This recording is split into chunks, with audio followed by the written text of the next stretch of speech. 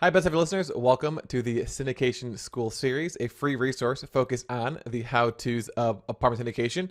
As always, I am your host, Theo Hicks. So each week, we air our Syndication School series that focus on a specific aspect of the apartment syndication and investment strategy. And for the majority of these series, we also offer a free resource for you to download that accompanies the series. These episodes air every Wednesday and Thursday, and you on the podcast, and they will also be available on YouTube for the video version. All of the Syndication School series can be found at syndicationschool.com, along with all of those free resources.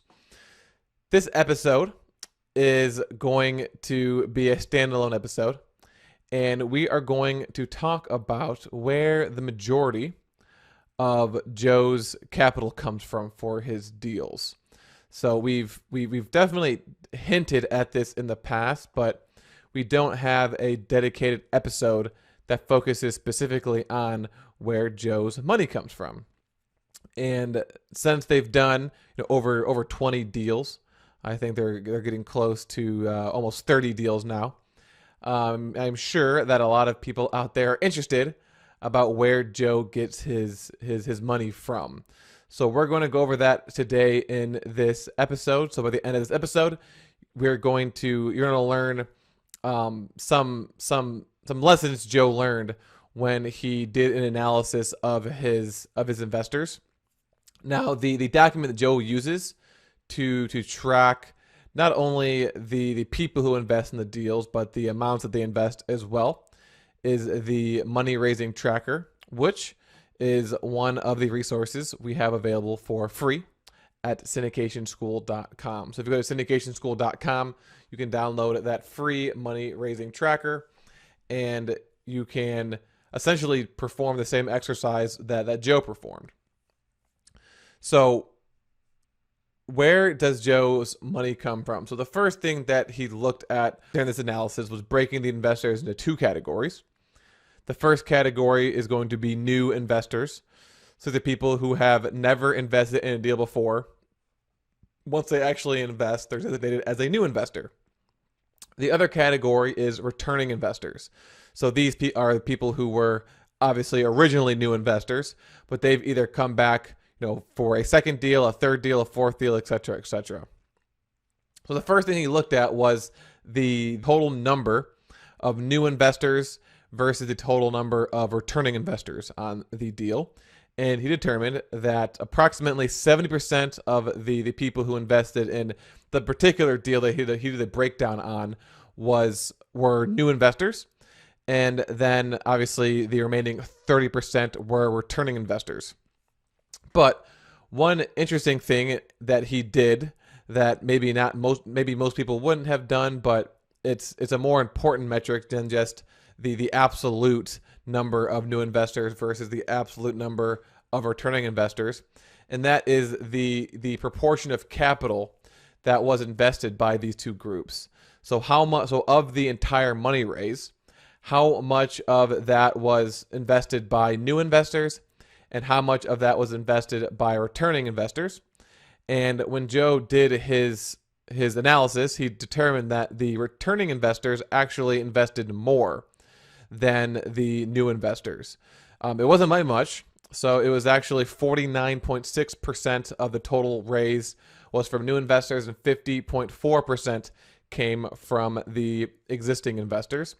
So before we get into where these people came from, Joe had two important takeaways from that. Number one was that a new investor is likely not going to invest. Now, there's obviously some cases where they do, but they're most likely not going to invest as much as a returning investor.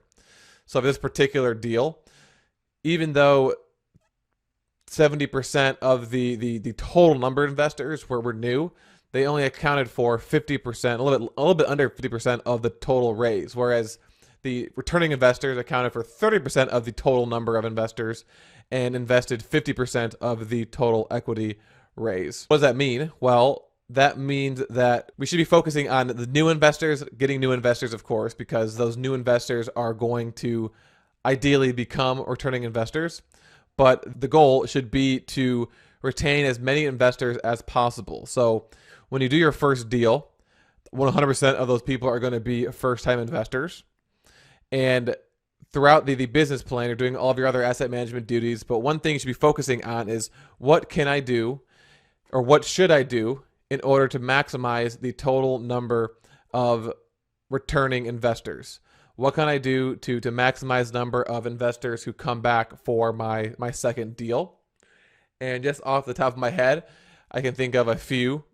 We've definitely talked about this a lot on the Syndication School series, but number one is going to be transparency.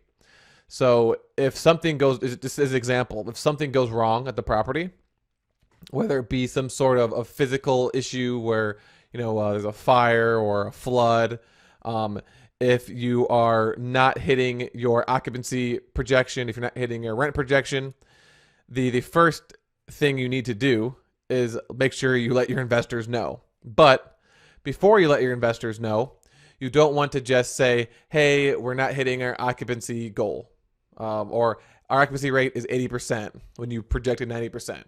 You want to also include the reasons why it's so low or so high, depending on what the metric is, and then what you plan on doing to fix it. And even better, you're already in the process of implementing that solution. So if it's an occupancy issue, you can say something along the lines of, the reason why our occupancy level is below our projections is because of XYZ. Maybe there's a property nearby who's offering some sort of rent special. There's plenty of reasons why occupancy could be low. And then right now, our plan to fix this is to do XYZ. So if it's the rent special at a neighboring property, you would also offer a rent special as well. Maybe it is you creating a specific marketing plan that's your property management company, and you both create for you to increase marketing spend by offering a referral program, maybe doing some corporate outreach, maybe printing off some flyers and dropping off at local businesses, things like that. So transparency is obviously important. Number two is going to be to make sure you're conservatively underwriting your deals. That way you won't run into, you'll minimize your chances, you minimize the risks of running into some sort of issue with your projections versus the actuals. So if you're aggressively underwriting, then you're more likely going to have the actual performance of the property be off from your projections, which is going to be an issue, especially if there's nothing you can do to fix it because of the incorrect projection. So there's a lot of different ways, a lot of different things you can do to make sure you're retaining your investors. Those are just a few examples, but overall, it's just do what you say you're going to do, and you should be fine. As long as you say you're going to do X and you do X, as long as say you're going to distribute this much money to them and you do it on time. If you're making sure you're replying to emails quickly, things like that. Just pretty normal things that really anyone would do common sensely when raising money from people. So just think about it from your perspective. If you were giving your money away to someone, what would you want in return in order to give them more money again? And it's not just making money, and it's not just preserving money. It's also how they are treated as well. Because you can make them all the money in the world, but if they never hear from you, they're more likely going to go to someone else who actually explains what's going on and keeps them up to date. So the other lesson, so that was the first lesson. I talked about that one for a while, but the first lesson was that the returning investors invest more than new investors. So when you have people investing in your deal, make sure you're taking care of them, and don't just say to yourself, well, they've invested, so they're going to keep investing forever. That's not necessarily the case. And then the second lesson is to always have at least 3 ways to bring in new investors.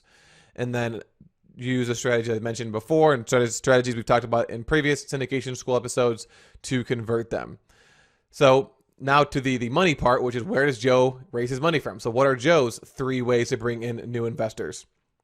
So here are his 3 largest lead generation sources. Number 1 are going to be referrals from his current network. Before I go any further, think about it. Make sure you're thinking about these from your perspective. So when I say referrals from Joe's current network, think, okay, well, maybe my number one source of capital can be referrals from my current network, right? So think about it that way, but I'm just going to explain it from in the context of Joe, but make sure you're kind of extrapolating to yourself. So Joe doesn't necessarily, it's not like he actually asks them like, hey, can you invest in my deal? Or do you want to invest in my deal? That's not how he's actually getting referrals. It's more indirect. So one example of how Joe generates referrals from his current network of investors, right? So he's not going up to his investors and saying, hey, do you have anyone else you know who wants to invest in this deal? Instead, he does things that make them want to proactively refer someone. That makes them say, wow, this is such a great investment. Joe's such a good guy. He's very helpful. I think this would be a really good opportunity for you, my friend, to also talk to Joe and see if it makes sense to invest in his deals.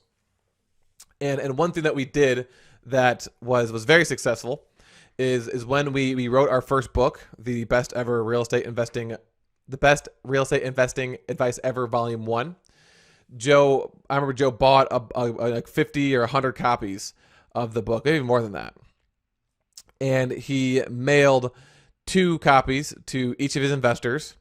He hand wrote a personal note in one of the books, and directed towards that investor, and then told them to give the other book to a friend of theirs that they think would be interested in the book. So one book was for the actual investor, personal note, thanking them for investing, referencing something about their personal life that Joe knows. So it's more personalized, not just the same note for every single person.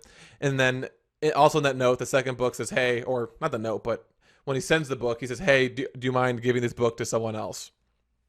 Very powerful. Now the person isn't just saying, hey, Joe's a really good guy, do you want to invest in his deal? Instead, they're actually giving them something tangible. They can read the book.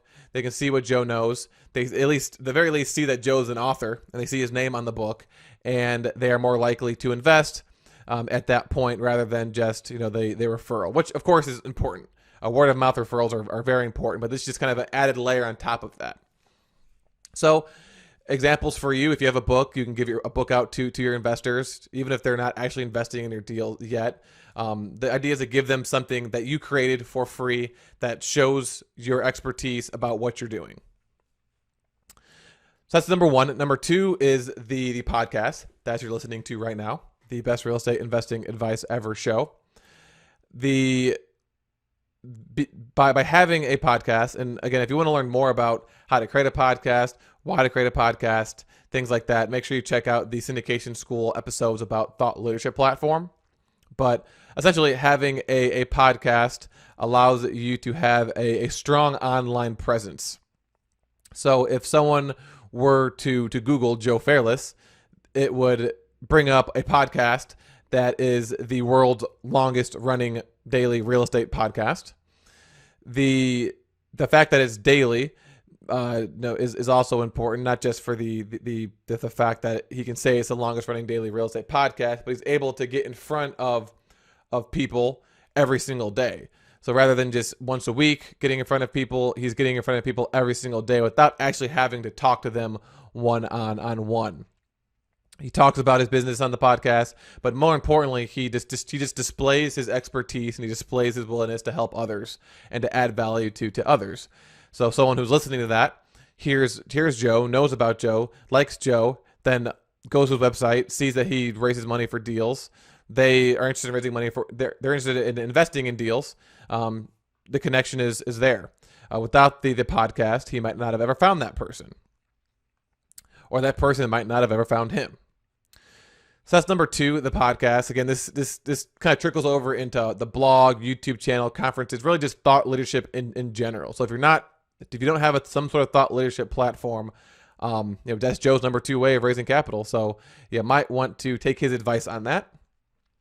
And then lastly, number 3 is Bigger Pockets. Kind of a thought leadership platform, but a little bit different. But Bigger Pockets is great because it is specific for real estate entrepreneurs. A lot of people on Bigger Pockets are active, but some of them are interested in passive investment opportunities. So by Joe having, obviously having previous deals done, having his thought leadership platforms, now he's, and including that information in his biography, then he takes it a step further and he goes on Bigger Pockets and he goes in the forums and answers questions and posts blog posts to Bigger Pockets. So anyone who is, interested in learning an answer to a specific question, they go by, they read Joe's name, they see at the bottom that he's a apartment syndicator, the author of books, that he's the host of a massive podcast. Click on his bio, learn even more about what he does, and then there's a link. If you have a Bigger Pockets Pro account, you can have a link to your website. They go to his website and they see that he raises capital and submit a contact us form, and next thing you know, they're investing in a deal. And of course, there's also the other added aspect of all of the friendships and relationships that Joe has formed on Bigger Pockets.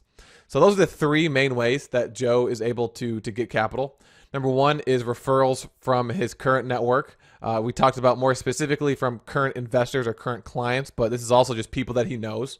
In the best ever apartment syndication book, we talked about his first deal, and every single person that invested in his deal was someone that he knew for a long time, and none of them were family members. And then from there, once you actually get your base of investors, that is where the referrals start to come into play. So that's number one. Number two is the podcast. So for Joe, it was the best real estate investing advice podcast. For you, it's going to be some sort of thought leadership platform in general. And number three is Bigger Pockets. So the strategy here is to create a Bigger Pockets Pro account. Make sure you create a very strong bio that lets people know who you are and what you do as quickly as possible without dragging on too long. I don't know, one of my biggest pet peeves is people that have that super, super long Bigger Pockets bio. I want to get kind of concise and learn exactly what you do right away, and then learn more about you once I actually reach out to you. So create your Bigger Pockets Pro account.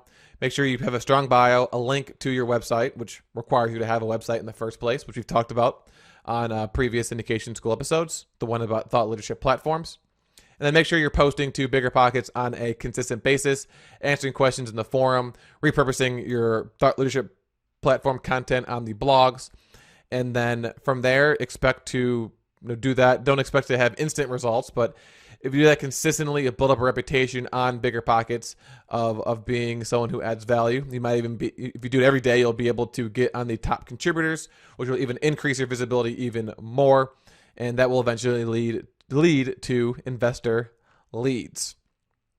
And then again, the other main takeaway from this episode I want you to come away with is that people who have already invested in your deal are more likely to invest more than people who are first-time investors. And the specific example was 30% of the investors on one of Joe's deals were returning investors, but they accounted for 50% of the capital that was raised.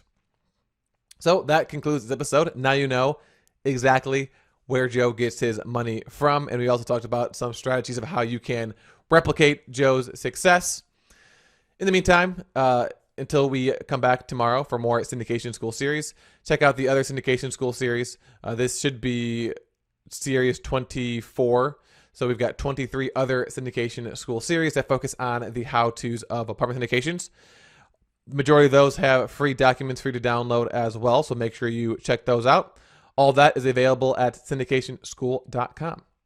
Thank you for listening. Have a best ever day, and we'll talk to you tomorrow.